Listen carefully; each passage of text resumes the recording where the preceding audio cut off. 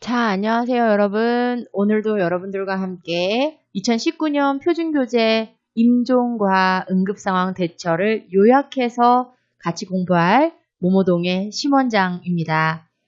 자, 드디어 우리 교재의 마지막 파트까지 왔습니다. 얼마나 험난한 시간이었던가요? 자, 우리 이제 유종의 미를 거둔다 그러죠? 우리가 이렇게 공부할 수 있는 마지막 시간 한번 즐겨보기로 해요.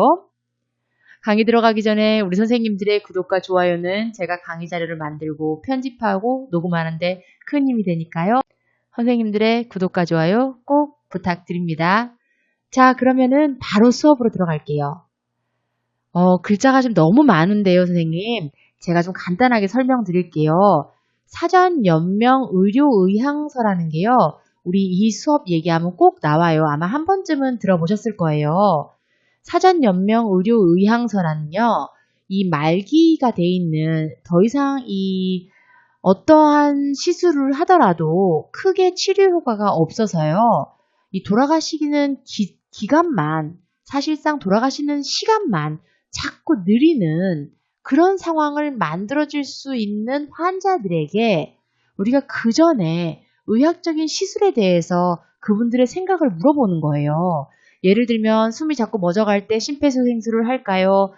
혈액을 투석할까요? 항암제를 더 투여할까요? 인공호흡기를 착용하게 할까요? 안 할까요? 크게 사실상 이걸 한다고 해서 치료 효과가 없지만 돌아가시는 시간을 연장시켜드리기 위해서 하는 의료적 시술에 대한 이 환자들의 생각을 묻는 서류입니다.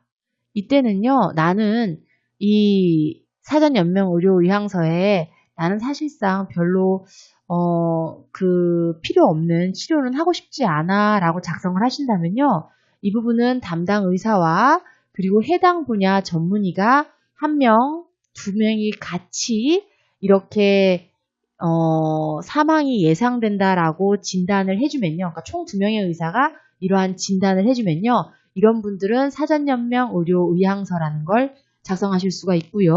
이 작성된 서류는요. 무조건 등록기관에 등록을 해야지만 효력이 있어요. 그리고 이 등록된 서류는요. 내가 등록을 해놨으니 끝났지라고 생각하시면 안 되고요. 가시는 병원에다가 미리 얘기를 해주셔야 그 병원에서 이렇게 처리를 해드립니다. 그런데 왜냐면요. 우리가 얘기를 안 하면요. 이 병원이 몰라요. 연동이 돼 있지가 않거든요. 자, 그럼에도 불구하고 연명의료를 중단한다는 의향을 명시하더라도요. 통증 완화를 위한 의료행위라든지 기본적인 영양분을 공급하는 거, 물을 공급하는 거, 산소의 단순 공급은요. 그것과 상관없이 진행이 되고요. 이런 것들은 중단하지 않습니다. 계속 진행을 한다는 얘기예요. 이게 좀 비슷한 의미로 이러한 존엄사와 안락사와 비슷해 보이기는 해요. 왜냐하면 존엄사와 안락사도 무의미한 치료는 중단하고 자연적인 죽음을 받아들인다라는 것과 비슷한 의미로 쓰이잖아요. 그런데 이 존엄사와 안락사는요. 실제로 죽음을 의사들이 도와드리는 거고요. 이 사전연명 의료의향서에 따른 이 사전연명 의료 이 연명 중단 같은 경우는요. 내가 지금 하고 있는 이 의학적인 시술에 대한 의향에 대한 부분을 여쭙는 거지 실제로 죽음을 돕는 거는 아니에요. 그래서 그 부분은 조금 다를 수 있으니까 선생님들이 좀 상식적으로 알아두시면 좋을 것 같고요. 이 사전연명 의료의향서라는 게 있다. 이거는 말기 환자나 임종 과정 직전에 그것도 성인의 한 19세 이상이 되는 사람들에게만 해당하는 거다. 이거는 누가 적을 수 있냐. 이런 상태에 있는 말기 환자들 상태에 있는 사람들 중에서도 담당 의사와 해당 분야 전문의가 이 2명의 진단을 받은 사람이 등록기관에 등록해서 활용할 수 있는 거다라는 거로 여러분들이 기억하시면 되겠습니다. 자, 우리 임종 및 호스피스 요양보호에서 가장 시험에 많이 나왔던 건 항상 순서, 단계 얘기 나오는 거 객관식 너무 나오기 쉬우니까 나오죠. 첫 번째 부정하고, 두 번째 분노하고, 세 번째 타협하고, 그 다음 우울해하고 수용해다는 과정을 거치는데요. 자, 첫 번째 부정을 볼게요. 아니야.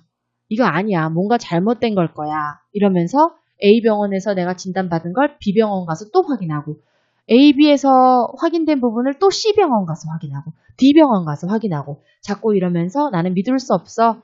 내 병을 인식하지만 받아들이지 않으려고 하는 거예요. 병의 심각성을 알면서도요. 계속 회복될 수 있을 거라고 부정하는 거죠.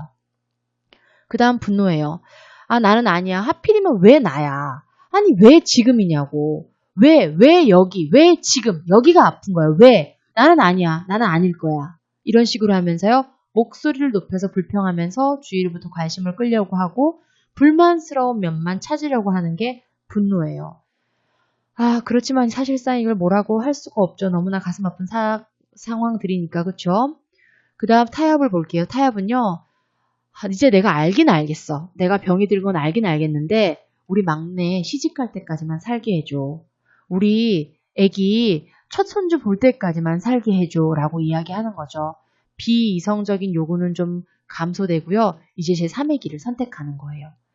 그 다음에 이제 우울이 오죠. 사실상 이제 더 이상 회복 가능성이 없다라고 생각이 되면요. 우울해지는 거예요. 굉장히 침울해지는 단계죠. 자신의 근심과 슬픔을 더 이상 말로 표현하지 않는 단계가 이 우울의 단계예요. 나 아파, 힘들어, 어때, 이렇게라고 이제 표현을 하지 않는 단계죠. 자, 이 단계를 또 뛰어넘으면요. 수용의 단계라고 이제 지쳤다라고 표현을 하세요. 그러면서요. 오히려 지쳤다라고 표현하면서 이 상황 자체를 이제 완전히 받아들이면서요. 머나먼 여정을 떠나기 전에 갖는 마지막 정리 시간을 숙연하게 갖는 분들이 많으십니다. 자, 그래서 한 번 더 살펴볼게요. 임종의 적응 단계는요. 첫 번째는 아니라고 부정하고요. 그 다음 화를 내요. 그 다음 타협해보고자 하죠. 그래도 안 되니까 우울해하고요. 마지막에는 수용을 합니다. 선생님들 감정을 넣어서요. 한번 이 임종 적응 단계를 한번 이렇게 깊이 생각해 보세요. 이 단계로 이루어지겠다라고 선생님들 머릿속에 그려질 겁니다. 자, 임종이 임박했을 때 우리 대상자들은 어떻게 할까? 숨이 가빠지고요. 깊게 몰아쉬어요. 이렇게 숨을 쉬신다는 거죠. 손발이 차가워지고요. 식은땀을 흘립니다. 피부색이 점차 파랗게 변해요. 아, 우리 대상자가 임종이 임박해왔구나를 우리가 이런 걸 보고 알게 되죠. 맥박도 약해지고 혈압도 떨어지고요. 항문이 열려요. 그래서 대소변을 의식하지 못하고 실금이나 실변을 하게 됩니다. 무호흡과 심호흡이 교대로 나타나요. 호흡이 없는 상황과요. 호흡이 이런 심호흡이요. 교대로 나타나게 되죠. 임종 대상자의 요양보호는 우리가 어떻게 해야 될지 예시로 굉장히 많이 나옵니다. 한번 볼게요. 가끔씩 무호흡 상태가 동반되는 호흡을 할 때요. 우리는 무호흡 상태가 동반되는 호흡은 체인스톡 호흡이라고 얘기하고요. 우리는 이럴 때 숨 쉬는 것을 돕기 위해서요. 상체와 머리를 살짝 높여드리는 거예요. 상체와 머리 침대가 있다면요. 높일 수 있는 침대가 있다면 상체와 머리를 살짝 높여드립니다. 잠자는 시간이 점차 길어져요. 손을 잡은 채 흔들거나 큰 소리로 말하지 말고요. 그냥 부드럽고 자연스러운 이야기 하고요. 대상자가 없는 것 같이 말하지 마세요. 듣고 계실 수 있어요. 대상자가 반응하지 못한다 하더라도요. 정상인에게 말하는 것과 같이 이야기하는 거야. 야, 아빠 못 들어. 야, 할아버지 못 들어. 아니, 그때 할아버지가 그랬잖아. 이런 말씀 절대로 하시면 안 된다는 거예요. 듣고 계실 수 있습니다. 대상자의 가슴에서 돌이 구르는 것 같은 이런 끓는 듯한 가래 소리가 들리잖아요. 그러면요, 고개를 옆으로 부드럽게 돌려주세요. 그래서 가래가 잘 배액이 잘 나오도록 그렇게 해주시고요. 젖은 거즈로요, 입안을 닦아주시는 방법들이 있습니다. 대상자가요, 사실 불안정하기 때문에요, 같은 동작을 계속 반복해요. 그럴 때는요, 이마를 가볍게 문질러 주거나 책을 읽어주면서요. 또 더하기 음악을 진정시킬 수 있는 음악을 틀어주면요. 불안정한 마음을 좀 가라앉혀 드릴 수 있습니다. 임종 직후에는 대상자의 얼굴색이 검게 변하는 것을 예방하기 위해서요. 베개를 넣어서 어깨와 머리를 살짝 올려주는 거예요. 피로 인해서 검게 변할 수 있거든요. 그러니까 살짝 올려주는 자세를 취해주시면 좋습니다. 자, 그 다음 응급처치 기술로 넘어가 볼게요. 응급처치의 목적은요. 인명을 구조하는 데 있고요. 고통을 경감하는 데 있고요. 상처나 질병의 악화를 방지하는 데 있고요. 또 심리적으로 안정을 도모하는 데 있습니다. 질식을 예방하기 위해서요. 이물이 육안으로 보일 때는 큰 기침을 하도록 하고요.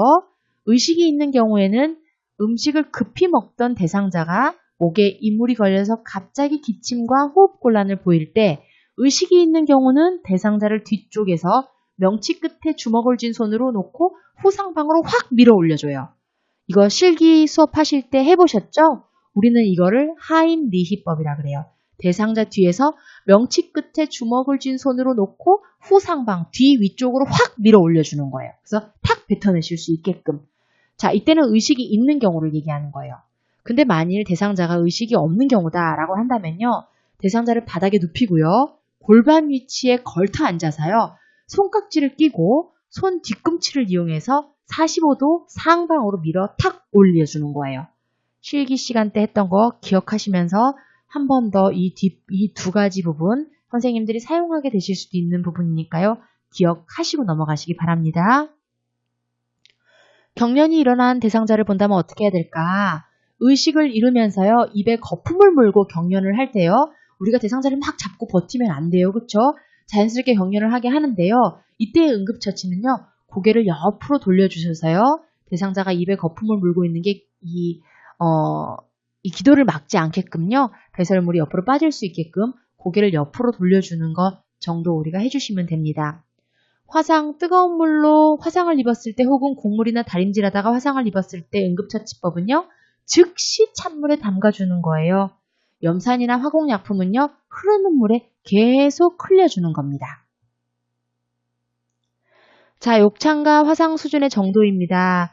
욕창의 1단계는 분홍색 혹은 푸른빛을 돌고요.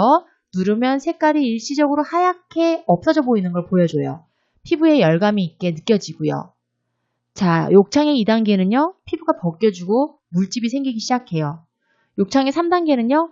깊은 욕창이 생기고요. 괴사 조직이 발생해요. 욕창의 4단계는요. 골과 근육까지 괴사를 해요. 화상은 볼게요. 화상의 첫 단계는요. 1도 화상이라 그러거든요. 1도 화상은 표피층만 손상이 돼서요. 피부색이 붉게 되면서 약간의 부종이 생깁니다.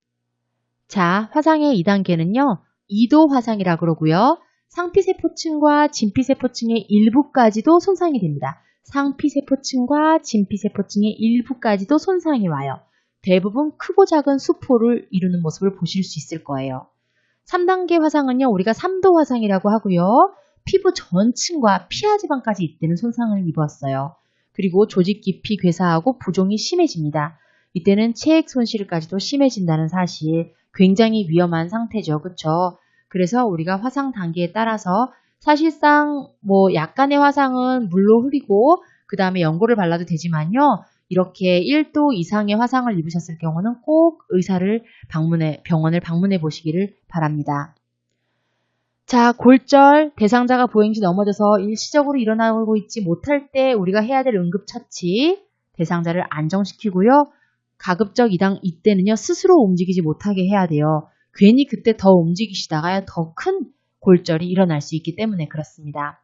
심폐소생술은요. 순서가 이래요. 먼저 반응을 확인하고요. 도움을 요청합니다. 그 다음에 가슴을 압박하고요. 기도를 유지하고요. 인공호흡을 하고요. 상태를 확인합니다. 우리가 가슴 압박을 하고 인공호흡을 하는 퍼센테이지 숫자 기억나시나요? 30대, 잘 보이실란가 모르겠네. 30대 2, 30번에 2번. 이거 숫자 나올 수도 있으니까요. 심폐소생술 할 때 30대 2도 같이 기억하시면 좋겠어요. 대상자가 심장마비로 갑자기 쓰러졌을 때 우리가 가장 먼저 해야 될 것은요. 반응을 확인하는 거. 요거 시험에 예전에 나온 적이 있어요. 대상자가 심장마비로 갑자기 쓰러졌을 때 우리가 가장 먼저 해야 되는 건 무엇인가? 반응을 확인하는 거다라고 하는 거 기억하세요. 자, 가슴 압박으로 넘어왔습니다. 가슴 압박은요. 흉골의 아래쪽 절반 부위에 두 손가락을 깍지를 끼고 올려놓은 다음에요.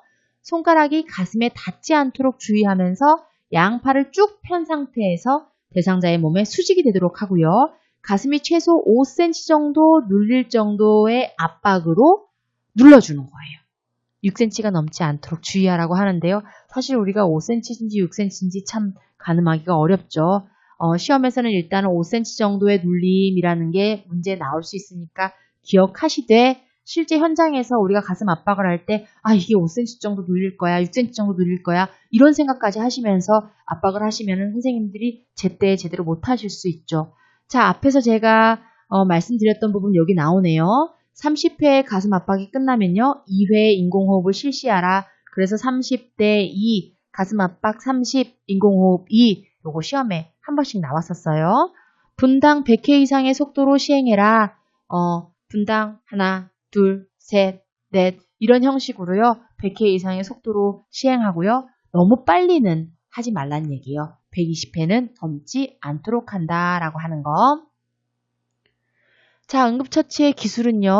기도를 유지해주는 부분이 있어요. 숨 쉴 수 있도록 공기의 통로를 만들어주는 거죠. 턱 부분을 위쪽으로 당겨서요. 기도를 열어주는 거예요.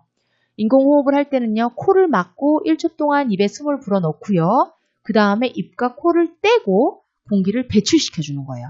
다시 코를 막고 1초 동안 숨을 불어넣어주고요. 그 다음에 다 손을 떼고 공기를 배출시켜줍니다. 상태를 확인하는 거죠. 가슴 압박과 인공호흡을 5차례 시행한 후에 상태를 확인하고요. 의료진에게 인계할 때까지 계속 이거를 반복하는 거예요. 회복 자세는요. 혀와 구토물이 기도에 막히는 것을 예방해주게 됩니다. 자, 마지막까지 왔어요. 너무 고생하셨어요. 자동 제세동기에 대해서 설명해 드릴 건데요. 자동 제세동기라고 얘기하기도 하고요. 자동 심장 충격기라고도 얘기합니다. 이걸 어떻게 사용하느냐. 자동 제세동기 이거 한번 보신 적이 있으신지 모르겠어요. TV에 굉장히 많이 나왔었는데요. 전원을 켜고요. 그 다음에 패드를 붙이고요. 패드 붙이는 거 알려드릴게요. 그 다음에 심장 리듬을 얘가 자동으로 분석을 해요. 그러면요. 모두 물러나는 거 중요한 거예요. 거기서 떨어지는 거예요. 그 다음에 제세동을 시행합니다. 반응과 정상적인 호흡이 없는 심정지 대상자에게만 활용하는 거예요. 그리고 제세동 버튼을 누르기 전에는 반드시 다른 사람이나 모든 사람들이 환자에서 떨어져 있는 걸 확인한 다음에 누르셔야 돼요. 그리고 2분마다 얘가 심장 리듬을 분석합니다. 자, 볼게요. 첫 번째 패드는요. 오른쪽 빗장뼈 쇄골 얘기예요. 오른쪽 쇄골 바로 아래에다 부착하는 거예요. 첫 번째라고 표시되어 있죠? 자, 두 번째 패드는요. 왼쪽 젖꼭지 아래에서 중간 겨드랑이 선에 부착을 하는 거예요. 두 번째. 이렇게 2개 부착을 하고 나서 환자에서 떨어진 다음에 제세동을 시행하는 거죠. 그쵸?